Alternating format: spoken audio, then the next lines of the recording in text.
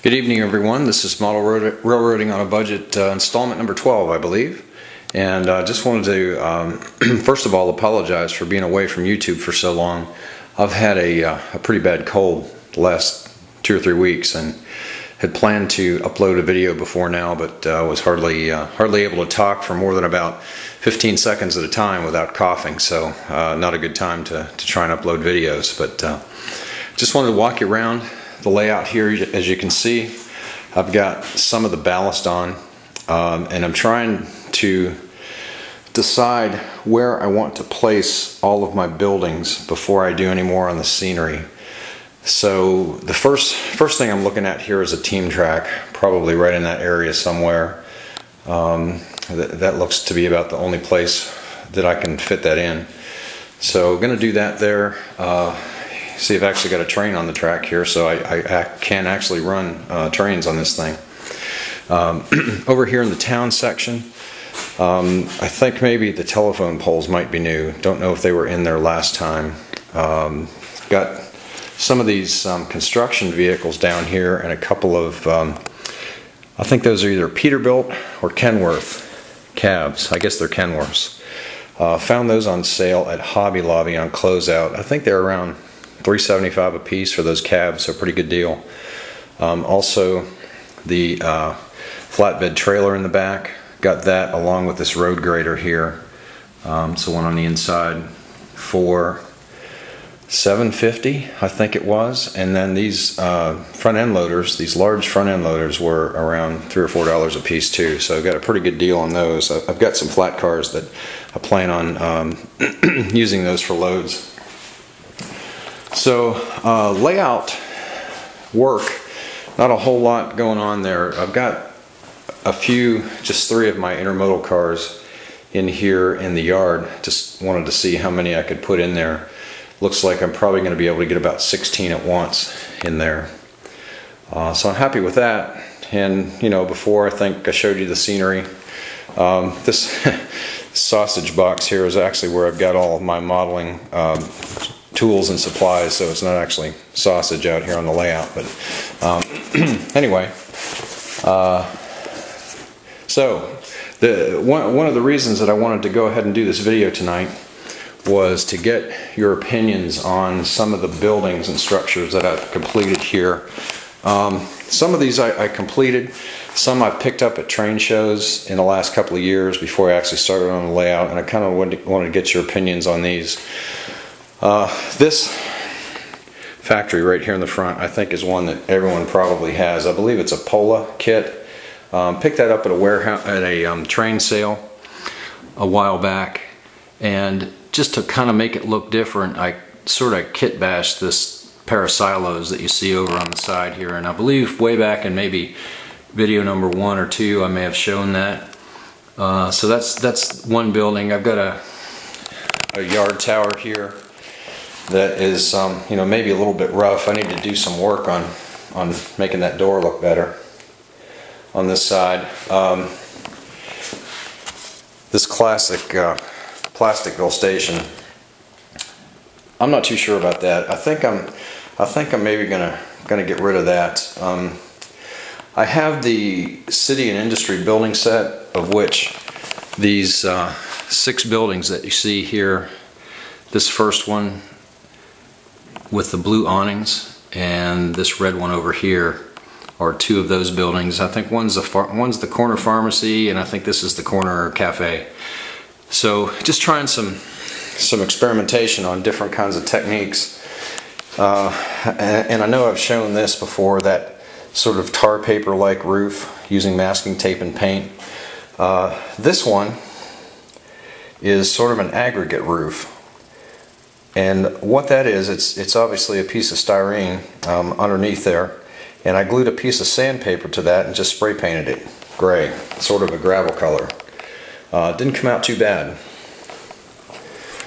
So over here, this blue building on the edge here is actually a cabinet maker shop. I've put it together, painted it. Haven't detailed any of these yet, obviously. This one, the green one here, is an apartment building. used the same sort of roof technique on this one, only instead of painting it gray, I painted it black. So that's sandpaper there. Got some chimneys on there, a roof hatch, and I haven't sprayed any of these with dull coat yet, so you can see some of the shine from the glue there. General store building in the center. A couple of those oil tanks. I think those are lifelike models there. Don't know whether I should keep those or not. If I do keep them, obviously I'm gonna detail them and get rid of that crazy green grass color at the bottom. Walk around the side here. This is the I think it's Cornerstone kit. Silos with head house here. So just finished that last week. It's actually looks pretty good. So pleased with that. Obviously I'm going to keep that one. And this one here on the edge, the green one or the red one with the green roof, is the Railway Express Agency. Obviously I haven't glued the roof on there yet either, but you know, this last little building over here is sort of a little kit bash thing that I put together. I don't know where I'm going to use that, but it looks like one of those modern metal buildings that you see around the countryside. So farm implement shop, something like that. Anyway, so those are the buildings that I have so far constructed. I like those, the Woodland Scenics Design Preservation buildings. They have a lot of detail to them. They're a little bit more uniform in appearance, and I kind of like that look. So what I would like is for you guys to give me opinions on whether I should scrap all the other stuff that's just not the Woodland Scenics Design and Preservation stuff, or try and fit it in. So I don't know what's there. Let's see, about I don't know, 10 structures, 11 structures, and oh, these tanks back here. I don't know what you think about these. These are just kind of ordinary old food containers, painted black and obviously sort of a primer color. I may be able to put some conical type structures on top of those to make them look like grain bins. So that's kind of the thought there. This kind of skinny one I was going to set maybe near the oil tank somewhere. But you know, again, this is on a budget, remember.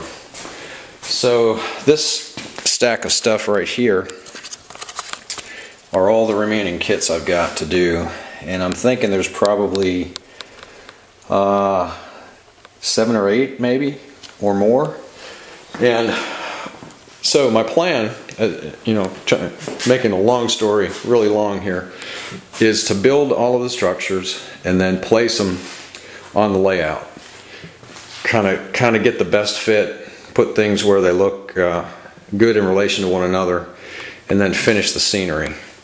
So anyway, that's what I need your opinion on. Do I just go with the design preservation stuff, make it look uniform, or do I throw the other buildings in here too? You know, that's probably gonna you know, add some variety, and maybe that's a good thing.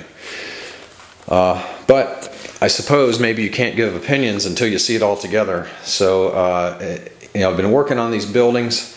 It takes me about an evening to do one, to get them all painted and such. My next one is going to be the Bank and Trust. So, and again, you know, as I said, doing this on a budget. I don't have an airbrush, you know, I don't have all those neat little paints. All I have are the big old, you know, 12-ounce Walmart cans of spray paint. You know, $2 or $3. And I spend a lot of time with masking tape, masking off all the different parts, and then I just bring them out and hit them with spray paint. So, you know, it's not like I'm in a hurry to finish this thing. Obviously, railroad layouts are never done. But that's kind of my process. So I think one of the things I want to do is maybe fix these tunnel portals here. I bought those on a business trip, and they were made, you know, they're not official tunnel portals. Somebody had cast those themselves, and I believe they're N-gauge.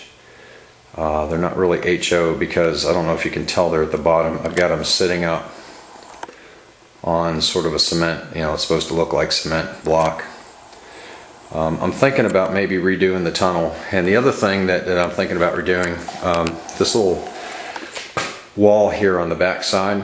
Originally, if you've been following along in these videos, I had a backdrop there, blue sky, clouds, and the reason I was planning on doing that was it was before I actually put the layout on casters, I think, or at least maybe shortly after.